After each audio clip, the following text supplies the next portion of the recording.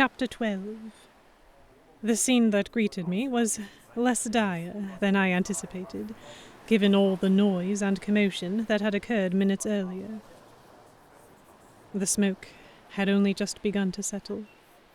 Grayson was quick to direct my attention to several wounded crew members who were gathered at one end of the deck, as though waiting for me. I turned back to shoot him a look of surprise, but he had already stalked off to deal with the aftermath of the skirmish. A flare of annoyance bubbled up in my chest. I'm just the ship physician now, am I?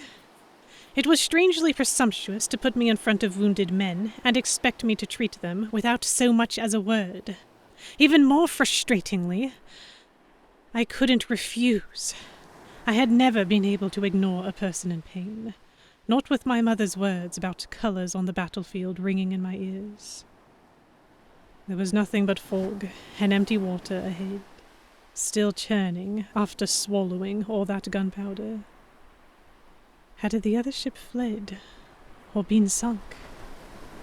If I thought about it too much, I wouldn't have a steady enough hand to treat the injuries, so I directed my attention instead to my patients.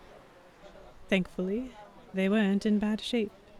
No bullets to extract this time, and Grayson had already laid out the few medicinal supplies they had, so it didn't take long to treat them all. My jaw remained clenched in focus, keeping my eyes fixed on my work, though I couldn't help but overhear Captain McFarley loudly celebrating along with the others behind me. Slowly, they all began to trickle below deck, presumably to drink themselves into a triumphant stupor.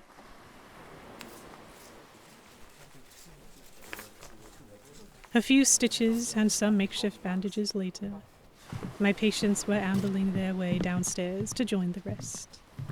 As the last one mumbled an awkward thanks and scurried off, heavy footsteps sounded, signaling someone's approach from behind. I turned to find Captain McFarley practically dragging Grayson towards me by the arm. Grayson didn't resist, but he nevertheless looked reluctant, his brows knitted together in what might have been sheepishness.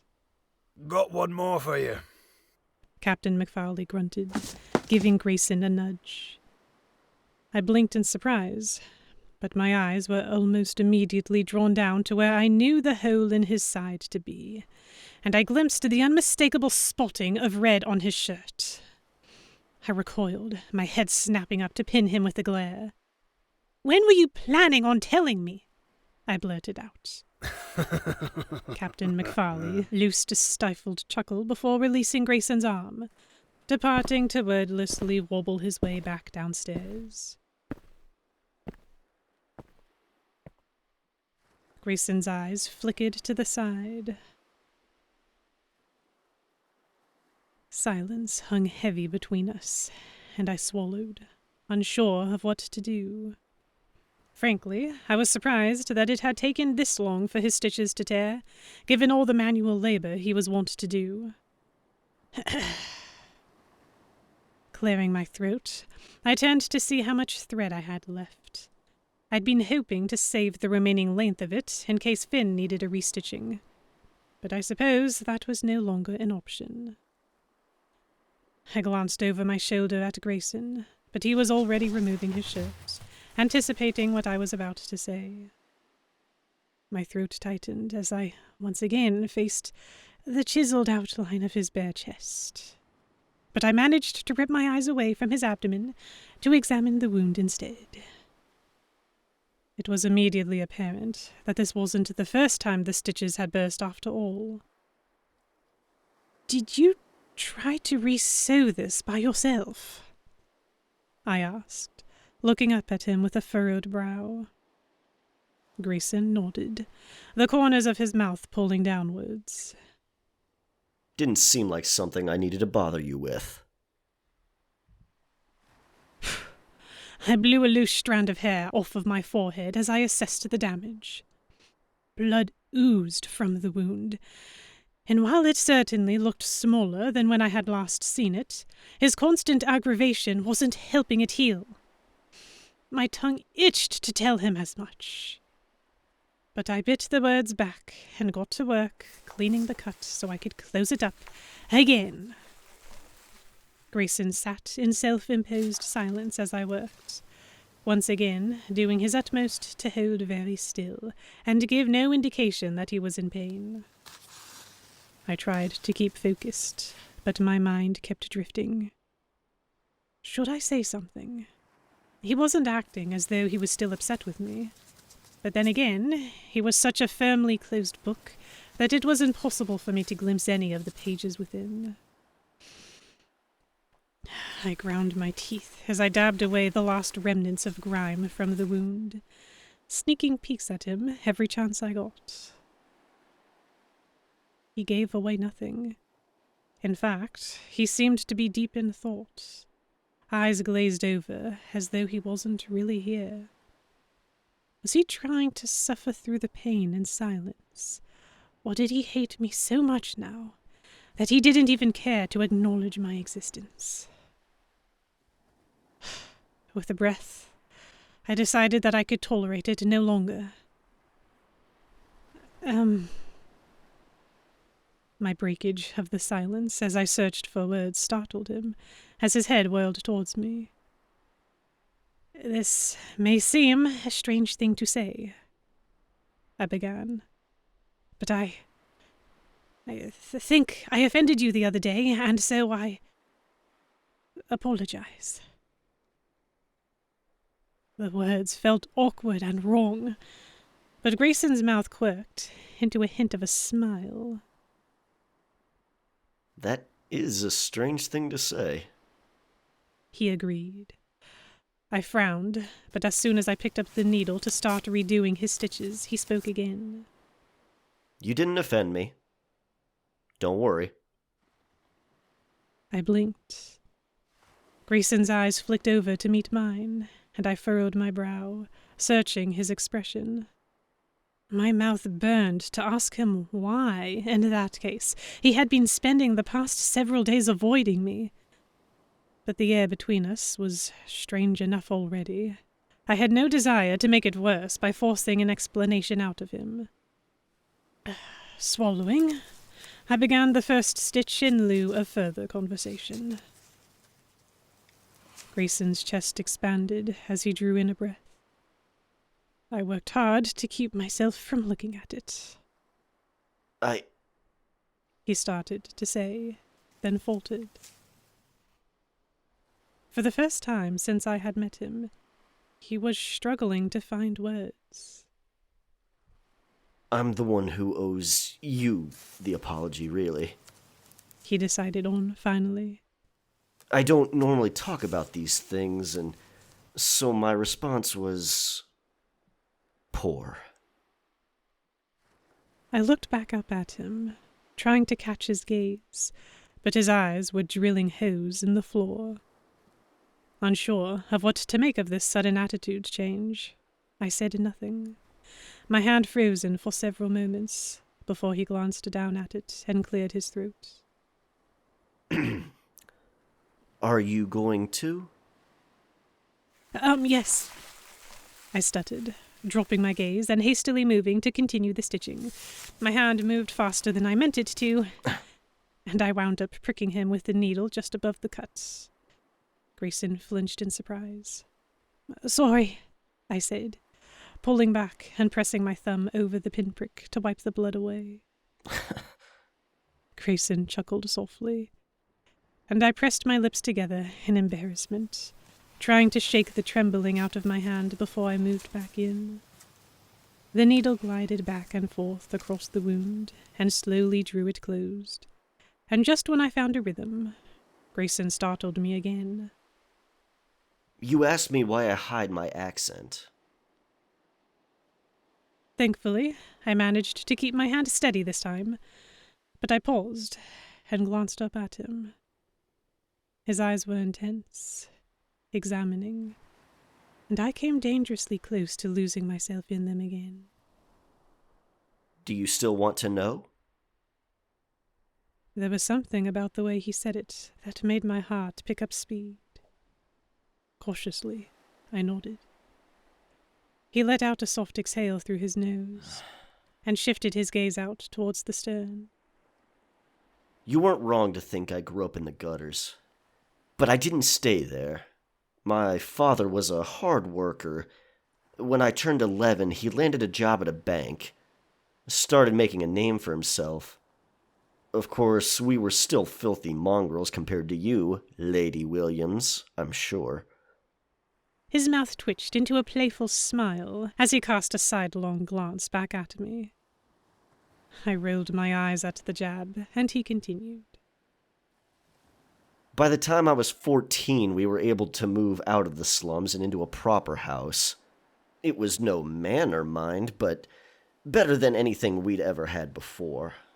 A few of my father's colleagues and clients also lived in the district, and many of them had daughters. I often amused myself with them. The hint of smile that had lingered on his face finally faded away, and I noticed his brow creasing as he worked to wrap his mouth around the words. I started chasing after a girl a few years older than me, who was far above my social standing. One thing led to another, and she fell pregnant. Her family was furious, of course, and to save face, they claimed that I had raped her. It was strange to hear him speak this way. The confession was stilted, awkward, as though it was something he hadn't spoken out loud in a very long time. Or perhaps ever. His mouth moved to suppress a grimace as he went on. My parents disowned me immediately. I don't really blame them. My father had worked hard to get us to where we were, and what I had done had the potential to ruin us in an instant. So, I ran off before the London police could get a hold of me, and hopped on the first ship I saw at the first port I could find. The words hung. I was frozen as I took that all in, having made absolutely no progress on sewing his wound closed. I was too busy grasping desperately for a response. I felt as though I needed to say something, but condolences or sympathy would have been too hollow. I suppose you never went back? I found myself asking. He shook his head. What would be the point? No one was going to believe me over them. Especially not after Captain McFarley plucked me off the streets in Livorno. A humorless smile played across his face. Any chance I had at clearing my name vanished the second I became a pirate. I knew better than anyone that he was right. I had seen far more than a few men come under suspicion for trading with pirates, even unknowingly. I began to hide the accent as best I could to not draw attention. It's been over 10 years since all of that, so I doubt anyone would recognize me regardless, but old habits die hard. And it at least ensures that I don't get too many questions about where I'm from. He shot me a pointed look. Despite myself, my cheeks flushed in guilt, but he just chuckled. I'm kidding, he said, before I could try to apologize. But I'd appreciate it if you could keep all of that to yourself. I nodded, clearing my throat and quickly tearing myself away from his eyes before I got trapped in them again, so that I could finally finish with the stitching. Still, there was another inquiry sitting on my tongue, and I was too curious to stop myself. Do you know what happened to... I hesitated, suddenly wondering if it would be rude to ask, but he picked up the question easily. The child? He finished for me. No idea. Probably for the best. He shifted his weight backwards, wincing as I pulled another stitch closed. Poor kid is already a bastard, but finding out you're a pirate's bastard? That would only add insult to injury, don't you think? I wasn't sure how to properly respond as I pulled the wound fully closed, breaking the thread and carefully knotting it off. I was cursing myself silently, goading myself to say something, anything. This was the most personal thing I'd ever heard come from his mouth, and I couldn't just sit here and say nothing. I had to reciprocate at least. I started the sentence, unsure of where it was going, and my mouth was forced to take over where my brain was failing to fill in the gaps. I've poisoned almost all of my potential suitors since I was 19 years old, I heard myself saying. That got his attention. His head snapped around to look at me, eyes going wide. You what? I mean... I stumbled over my words. Not actually poisoned. I felt my cheeks darken. This was also something that I had never admitted out loud. I put castor oil in their tea, I told him sheepishly. Grayson's brow furrowed. Isn't that... Heat bloomed across my face. It's a laxative, I muttered. This stunned him into silence, but not for long. So abruptly that I jumped, he burst into laughter. You... He could scarcely get the words out, his entire body shaking with amusement. I pursed my lips together. It isn't funny, I said half-heartedly. It was the first time I'd heard him laugh like this, and even though it was at my expense, I found it annoyingly contagious. Are you kidding? I think that's the funniest thing I've heard in months. He gasped, finally catching his breath. I turned my face away from him, in an attempt to hide the way my lips were trying to twitch into a smile. The point is, I muttered. Now you know my secret and I yours, so we're even. I stood up and started to dust myself off, intending to walk off in a huff. But he was quick to rise to his feet and catch hold of my wrist to stop me. Wait. He said, his guffaws dying down to chuckles. With one tug, I was face to face with his penetrating stare. Perhaps it was only the light, but strangely, his eyes looked more blue than grey for once. I didn't mean to laugh at you, he said, with his smile softening. I appreciate the sentiment. Once again, he had managed to throw me off balance. I mumbled some kind of affirmation, head dipping down so he wouldn't see the flush creeping its way up my neck. A pause. Then he reached forward and brought his fingers up under my chin, gently tilting my face back towards him. I was too surprised to resist. His touch sent tingling, electric waves into my skin, traveling all the way down my body before settling in my lower stomach. I met his eyes in confusion, but they were focused intently on my mouth. For once, I knew exactly what he was thinking. My heart leapt into my throat. Goosebumps rose on my forearms as a tiny voice in the way back of my head told me no, absolutely not. Nevertheless, my gaze glided down, watching his mouth twitch in consideration. The voice became too quiet for me to hear, and it died entirely when he bit his bottom lip. All I could think was how it might feel for him to bite my lip instead.